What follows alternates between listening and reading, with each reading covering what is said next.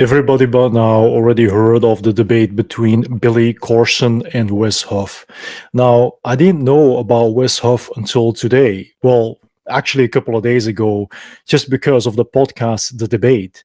And when I went on his YouTube channel, it said he had like about 12 to 16,000 subscribers. If you look at it today, it's almost like a quarter to a million, and it's continuously growing. It's just crazy. It's insane. So I believe strongly that Billy Carson and the debate and the whole thing going down right now was a blessing in disguise. So let's get into it and let's watch the first fragment of a clip of the entire podcast debate between WesHuff and Billy Carson, and specify why Billy Carson, well, went overboard with his reaction. Let's do this. I debated Billy Carson.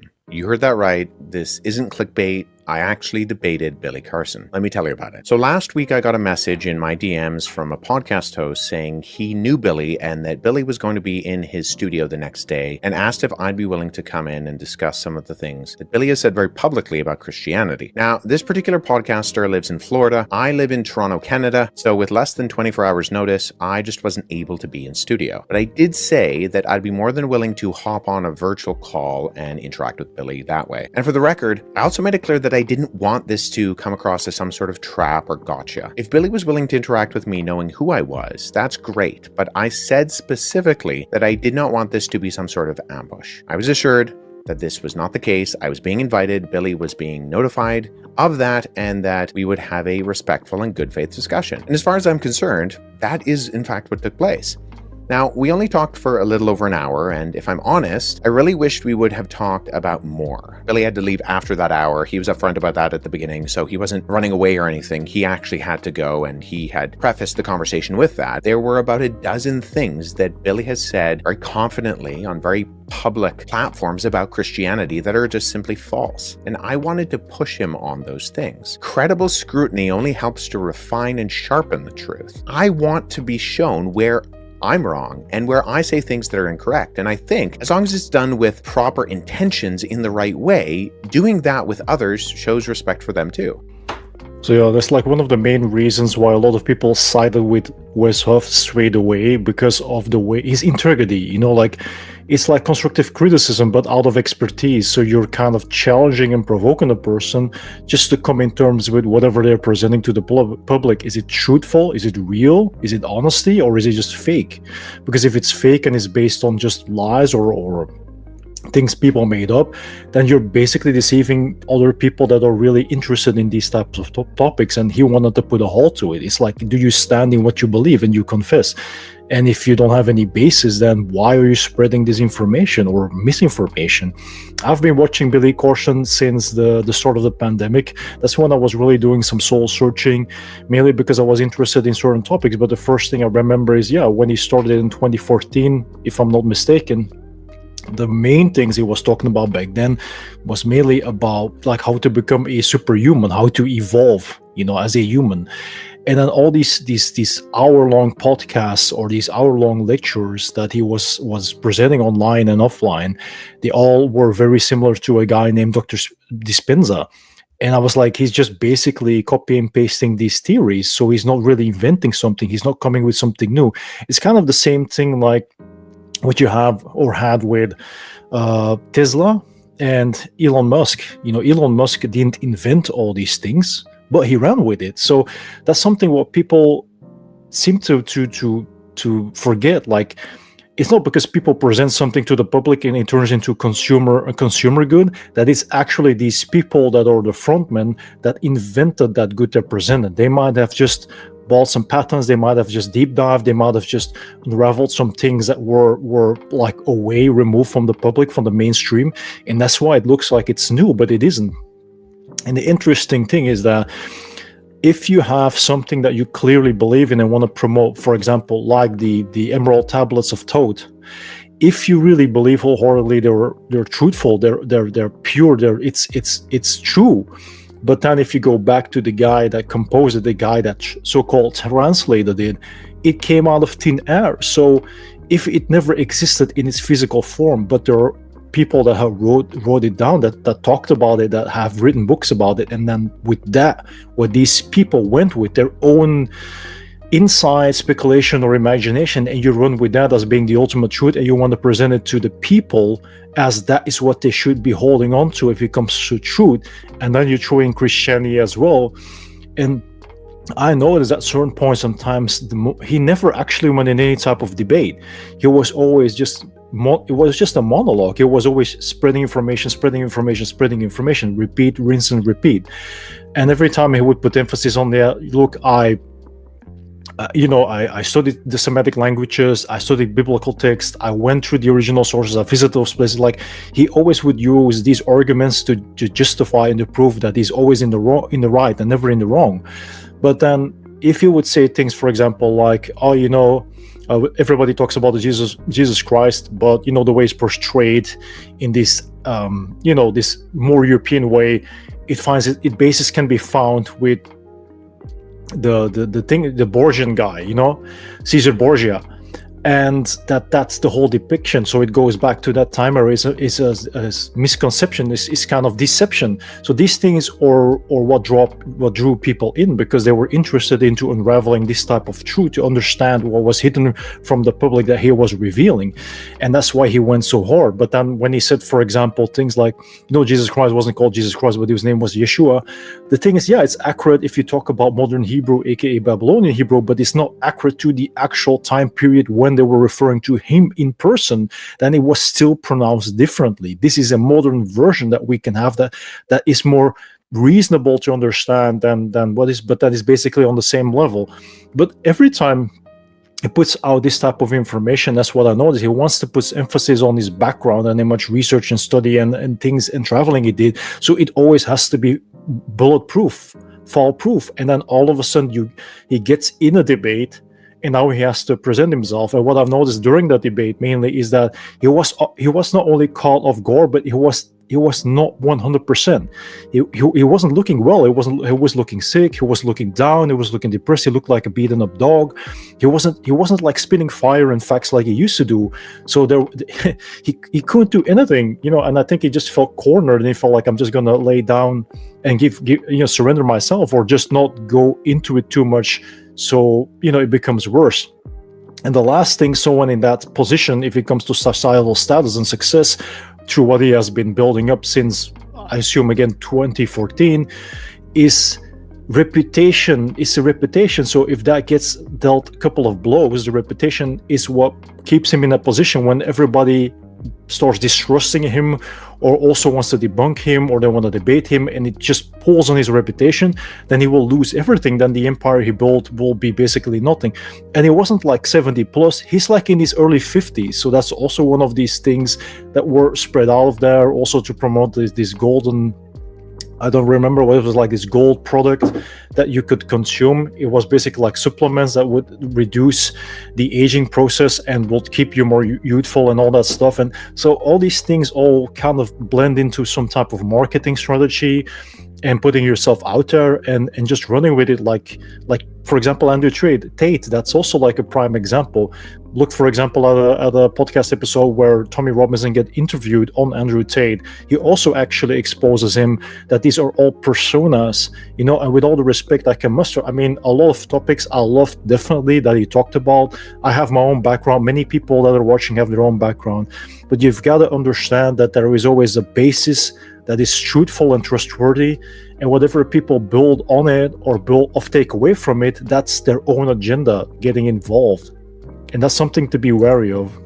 Personal opinion, the conversation did not go well for Billy, though. He really didn't have much of a rebuttal to what I said, and that didn't mean he didn't talk a lot. He did. But when I asked him about his sources, about the credibility, he just kind of shrugged his shoulders. When he said, as he's done on some of the world's biggest online platforms, that the Sinai Bible denies the crucifixion, and I pulled a literal facsimile of the Sinai Bible off my bookshelf and asked him why he would say that when I can clearly open up the Greek text in the Gospels, in the Sinai Bible, and find the crucifixion, his response was that he misspoke, that he really meant to say the Gospel of Barnabas or the Gospel of Jesus' wife. When I walked through why the Gospel of Barnabas and the Gospel of Jesus' wife are known forgeries from the modern era, he didn't have any type of answer. Now, in the wake of the interview, Billy Carson has asked that the recording not be released. And in all honesty, I do get why. This is Billy's bread and butter.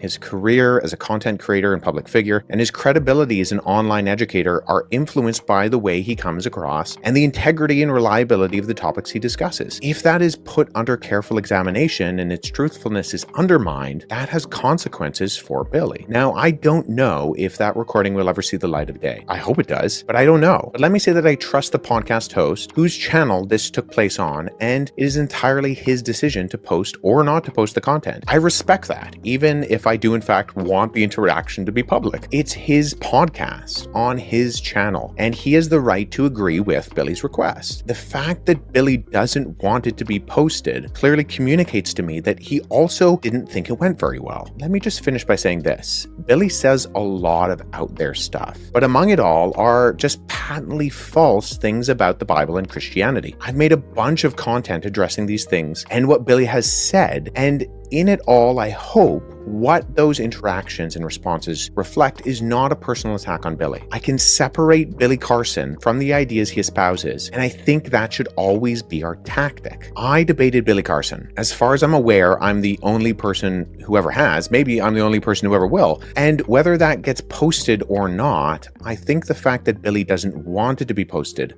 also tells you how well Billy thought the conversation went. You know, that's the thing that I mentioned, right? It's the only time that I also remember him going in an actual discussion or debate. Most of the time, it's just podcast, questions are being asked, and he's just going on a monologue, and he's just recycling and reusing stuff he's been shredding for the last decade. And there's nothing as easy as just repeating something like it's a script, and people just run with it every single time. Like, people forget quickly and easily, or people are very naive or not knowing well enough concerning these topics, so you can say whatever you want. Now, the interesting thing about the podcast host is that he did decide to post it. He did decide to upload it, and everybody saw it, and everybody went hard on it. And he had instant regrets for ever participating. But that's, like I said, it wasn't on top of his game, so he was already in a weakened position. Now that came allied as being, it was suffering from anemia, and his wife went into defense mode, even his children, all that stuff to protect his dad. But you get to see it. A kingdom is built within decades, years, you know, but it can be destroyed within one day. And that's what happened, basically.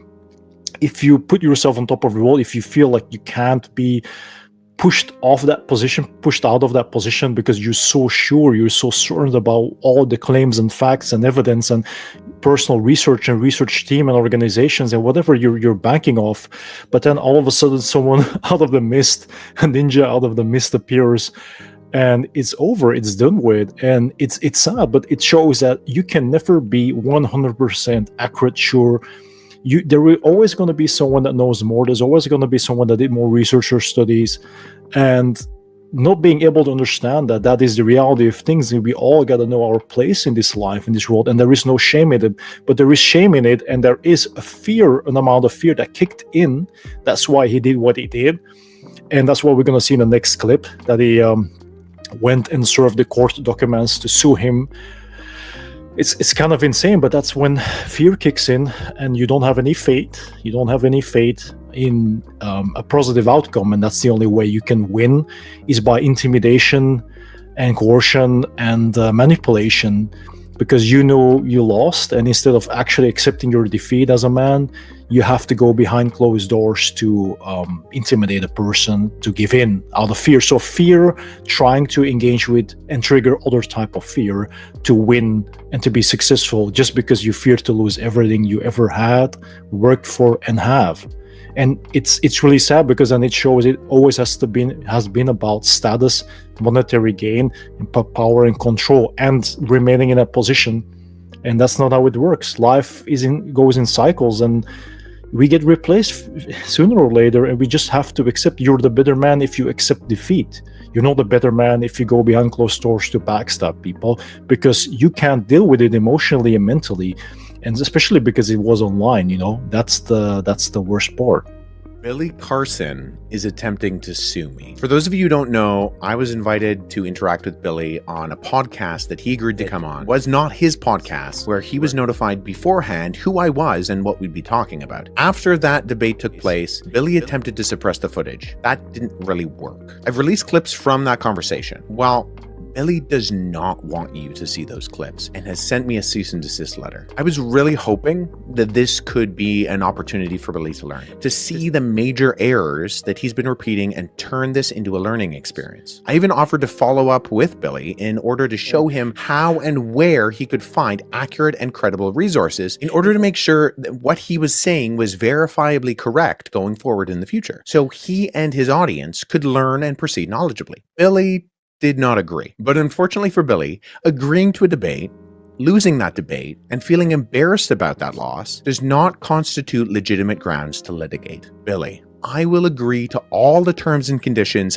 of the cease and desist letter that you have sent me if you agree to run it back, sit down with me in person, and have another discussion. This is my formal response. Okay, that kind of sums it up. That's kind of interesting because actually he's very professional and very giving and caring. And you see it has to do just with ego. It's the battle of ego, the battle of the wills, the battle of the ego.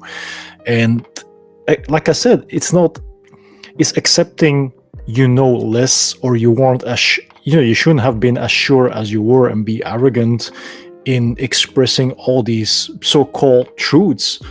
If it didn't hold truth from to begin with, and Wes just exposed him and called him out, but he's doing it actually from a Christian perspective, in a Christian manner. That's the interesting thing. That's why I think it's interesting and entertaining.